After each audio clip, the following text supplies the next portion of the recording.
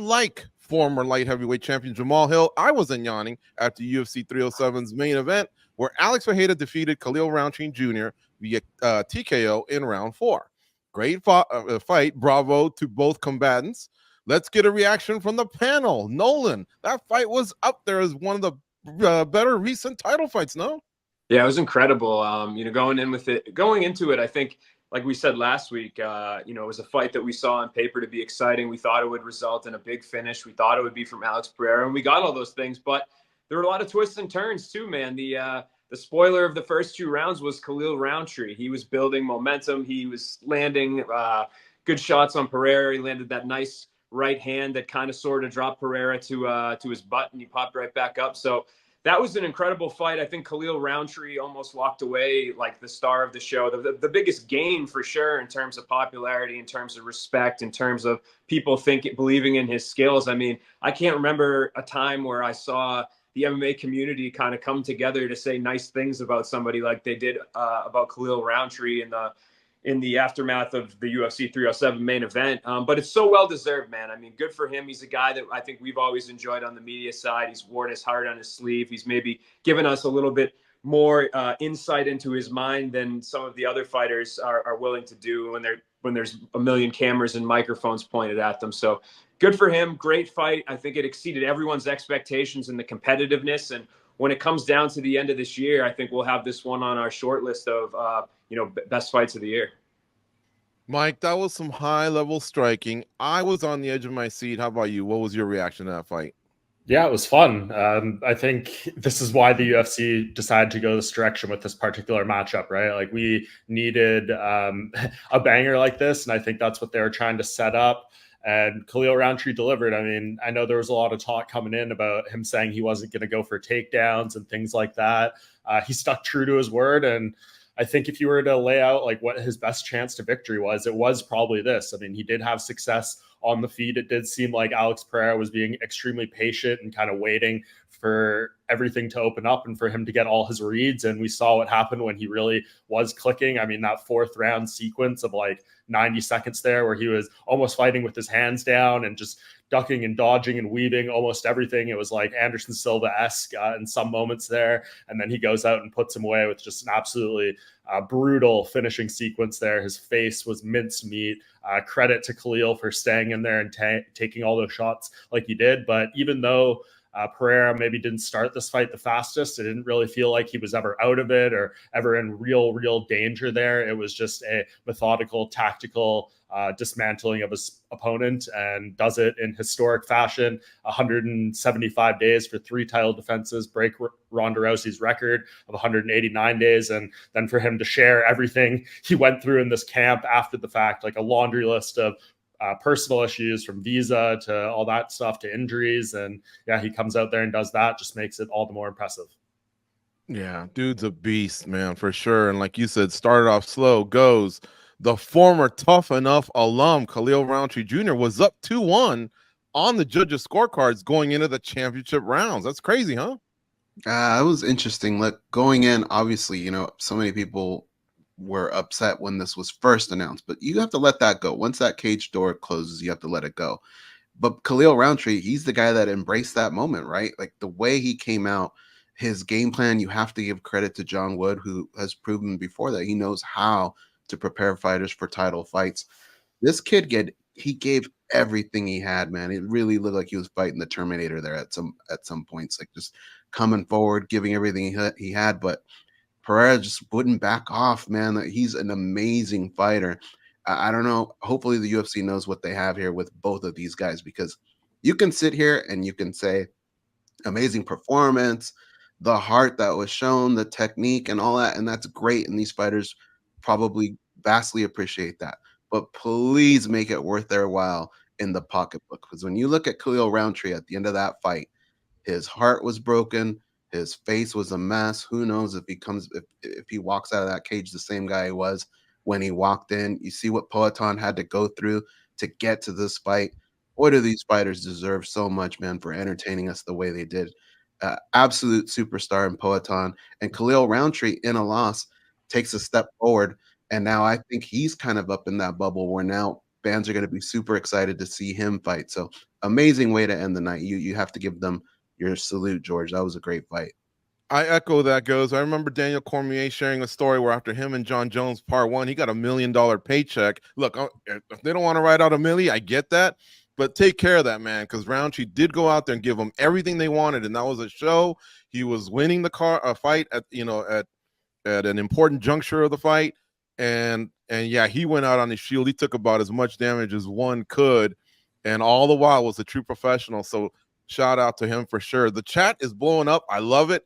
You guys help make the show. Please help the like button, or hit the like button if you don't mind. Subscribe to the channel. I'm telling you, you won't regret it. I'm going to read off a couple quick ones, and then we got to keep going here because this is a huge event that we're reacting to. We'll start off with a negative one. Just get out of the way. Some guy at his gas station, and Schultz says, that card sucked. Bro, it did not suck. That was a really, really solid card. It wasn't the best ever, but I thought it was good. What kind of a bar do you have there, bro? Frozen Like Elsa says, don't redeem it. I don't know what that means. Lazy bed. What's up, gang? Sup, panel? Mike Bond. Let's do this. That's Mike Bond right there, the host of The Bonfire here on YouTube. So check it out. One of our colleagues going the route of taking some of his knowledge and wisdom and creating a show, just like I plugged Danny Segura's Hablemos MMA. Check out Mike Bond's Bonfire. It took off last week. Chris Goes Wild. Hey there, everyone. Telvin Kiapa. Poatan is officially the second greatest light heavyweight of all time. Shama. Take it easy. He's getting there, but we're actually going to discuss it, Telvin. So more on that later. But guys, let's continue here. And Mike, this is your wheelhouse here. What is next for Pereira? You do this for the site many times. Some people may not hear, but tell everyone what you were telling us on Sunday, what you would like to see for Poatan. Yeah, it's got to be Magomed Ankalaev if he beats Alexander Rakic later this month at UFC 308, right? I think that was the fight people thought should have been the fitting next matchup if we're going by, like who's the most worthy contender and highest ranked and all that stuff. This was kind of situational with Rountree. They were really needing a main event for this Utah card, and some things kind of got shuffled around, and we ended up with this fight after Ankalaev was already booked. So I think if he goes in there, it would be, I think, a 12 or 13 fight winning or undefeated streak for him at that point, because there was the draw in there with Jan Blachowicz. And yeah, I mean, it's pretty clear he's the one who deserves it. Pereira says that he wants to prove some things against a matchup like that, and that he wants to stay at 205. I think he made that pretty clear both going in and coming out of the fight, that this division is his priority, and he's already beaten most of the guys who are highly ranked. So Ankalaev sticks out like a sore thumb. If he can handle his business there and get it done, he's the one. And if he doesn't, though, that's when things get really interesting. I mean, I guess you could throw Rakic in there. I don't know how much demand there would be for that. I think if Rakic does win, then maybe the conversation about him going to heavyweight or down to middleweight for one of those fights, I think would maybe crystallize and become more realistic, because there just wouldn't be anything that would stand out. So I think definitely Ankalaev, if he wins, he's the number one choice, and the options open up a lot if he loses that fight. Mike, the best thing Rakic can do is starch him, right, and make a statement so that he kind of steals the shine, steals the ranking. I think Nikita Krylov is also working on a 3-fight win streak, but do you think it's there for Rakic for the taking, as long as he doesn't bore us to death along the way? Yeah, for sure. He's got to go out there. I mean, this is one of those fights everyone's talking about, the number one contender being on the other side. And of course, we just saw Rakic lose at UFC 300 to a guy who just lost for the title, Yuri Prochazka. But he's got a solid resume if he goes out there and does something big. I mean, if Khalil Rountree can get the title shot respectfully, there's no reason Rakic couldn't get it with that win either. Yeah, and I'm aware that Krylov also has a fight booked against Azamat Mirzakhanov in November as well, so he would have to handle his business. But Poatan's looking for time off, and I think it's well deserved. So this will give the division a little time to breathe. But I think those are your front runners there, as far as next possible opponent, because he did seem to shut down middleweight and heavyweight. But big stuff's happening at heavyweight as well soon, so we'll see what happens there. What's next for Rountree goes? Like you said, probably time off. Hopefully a bonus check, but at some point when he comes back, he's a guy that's now won 5 of 6. He is a finisher, and he's gained a lot of fans. Yeah, I think for Khalil Rountree, what he's got to figure out is, like, what is his goal moving forward, right? Is it to be champion? Is it to make a lot of money? pick right matchups. I don't know. Like, he has to figure out how his body's going to feel, how his body's going to heal from what happened, and what the strategies are going forward. Definitely no fighting for the rest of the year. And I'm happy that he's getting praised. I want him to get paid. But honestly, when he goes back and he watches that fight, I think he's going to learn a lot about what things that he probably didn't even realize happened in that fight. I think this kid still has room to grow. But one thing, and it was kind of mentioned in the chat, he might take offense to that yawn. I think it was a yawn, right? I don't know. Maybe a yawn that way. But that might be a fun fight to put together, right? Jamal Hill, I would like to see that. And hopefully maybe with him healing up and with Khalil taking some time off, maybe they could be somewhat on the same trajectory. I think that would be a fun fight to put together. Let's revisit it for sure. And yeah, that's how I stuff my face when I'm in a hurry. Okay, I gotta go. I just shove the rest of that burger in my mouth. That is not a yawn. And I saw a few comments coming in on that. We were talking pre-show. Give him an elbow, right? Pretend you're asleep and give him an elbow. But yeah, the yawn, he's got to lose that one. All right, Nolan King. Pereira, man, is he the MVP of the UFC at this current moment? When you factor in performance, right, business side of things, kind of the face of the promotion, what would you say at this time he's kind of their MVP? Yeah, I mean, you could probably debate who's a big, Connor's obviously still the biggest draw. Like, I'm assuming John is probably a bigger draw. But yeah, I mean, for a guy that's active, competing, doing things for the company, saving them in times where they don't have main events, where they need title fights, where they have these deals with different countries and states to put on shows that have a certain amount of, it seems like some of them have a certain amount of title fights maybe tied into some of those deals too. Like, I think he's the guy. I mean, he's the guy that's fought super frequently. He's defended his title numerous times. You can rely on him to deliver and be exciting legitimately every single time that he steps in there. So to me, I mean, he's the face of the UFC right now. I don't know if you can debate value and whether Connor's even on the roster at this point, or if he can even be considered part of that conversation. But yeah, for an active guy, for somebody that's a company guy, for somebody who's the face of the UFC, it's got to be Alex Pereira right now.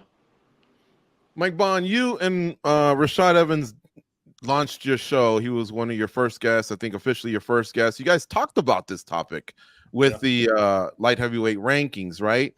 Did Poatan maybe squeeze his way in there in the top four? Because you guys had a common top four, it looks like.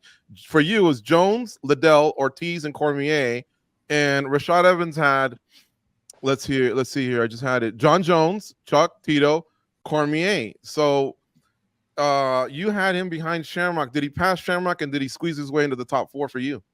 Yeah, I think the top five, I think I'd probably still have Jones at one, Chuck, Tito, Cormier, and then Alex Pereira would probably be there at five now for me. It'll take a little more for him to, I think, supersede like Daniel Cormier, who obviously, don't need to speak about what he did in the sport. And then, Chuck and Tito obviously set the foundation of this weight class and had more title defenses in their reigns. So Pereira's getting real close here. I think if he does fight Magomed Ankalaev and wins that fight in a manner where he defends some grappling and does some things like that and KOs him or whatever, that will really change the game. And I think people can stop saying he's being fed favorable matchups or, fights that are just meant to be exciting, things like that. That would really make a big statement about his well-roundedness as a mixed martial artist. I think that would elevate him up there. But man, I think for someone who's only been in this division for 18 months or a little bit more, the fact that we're talking about him as a top 5 champion in the history is absolutely ridiculous and remarkable. So even if you were to put him lower, I'm not going to complain because he hasn't been here that long, but my God, the work he's done has been incredible.